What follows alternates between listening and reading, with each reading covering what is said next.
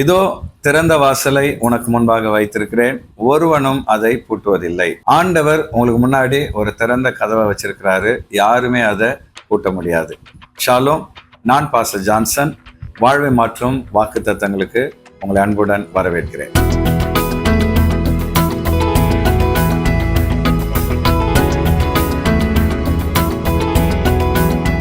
சில நேரத்துல நான் எந்த வேலையை எடுத்தாலும் அது தடையாயிடுது. என்னால முன்னாலையும் போக முடியல, பின்னாலையும் போக முடியல. எந்த விஷயத்தை தொட்டாலும் அந்த வாசல் மூடிடுது. எனக்கு என்ன பண்றதுன்னு தெரியலன்னு சொல்லி நீங்க கவலையோட இருக்கலாம். ஆனா இன்னைக்கு ஆண்டவர் இயேசு உங்களை பார்த்து சொல்றாரு. வெளிப்படுத்தல் 3:8 ஆண்டவர் சொல்றாரு, இதோ திறந்த வாசலை உனக்கு முன்பாக வைத்திருக்கிறேன், அதை ஒருவனும் பூட்ட மாட்டான்.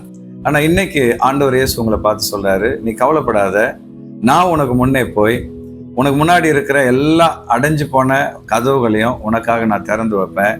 நீ உள்ள போய் அந்த ஆசீர்வாதங்கள் எல்லாம் நீ பெற்றுக்கொள்ளலான்னு சொல்லி உனக்கு வாக்கு கொடுக்கிறார்.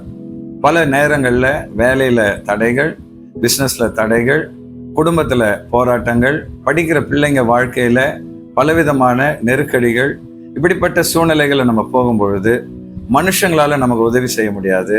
ஆனா ஆண்டவர் நமக்கு உதவி செய்ய நம்ம கூட எப்பவுமே இருக்கிறார். அவர் நமக்கு முன்னாடி போகும்பொழுது ஒரு ஆட்டோமேட்டிக் டோரை நீங்க பாத்தீங்கன்னா அந்த டோராண்ட போகும்பொழுதே அது திறந்துடும். அதே போல ஆண்டவர் இயேசு நமக்கு முன்னாடி போறாருன்னா அவர் போகும்பொழுதே எல்லா வாசலும் திறந்துடும். அவருக்கு பின்னாடி நீங்க போகும்பொழுது நீங்க அந்த பிளஸிங்கை உங்க வாழ்க்கையில என்ஜாய் பண்ணலாம்.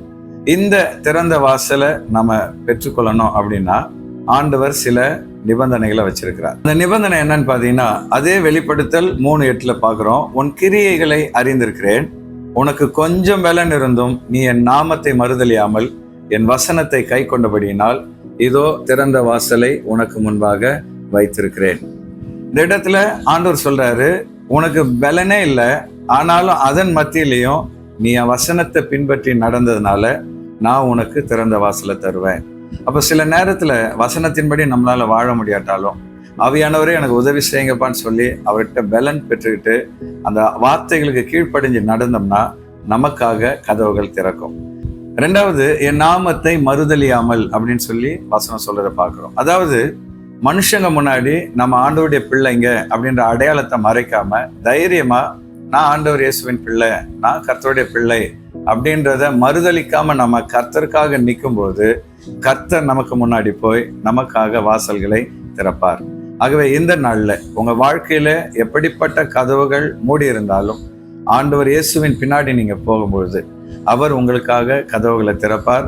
நீங்க ஆசீர்வாதத்தை உங்க லைஃப்ல அனுபவிப்பீங்க. இந்த வார்த்தையின்படி கர்த்தர் உங்களை ஆசீர்வதிப்பாராக. Thank you and God bless you.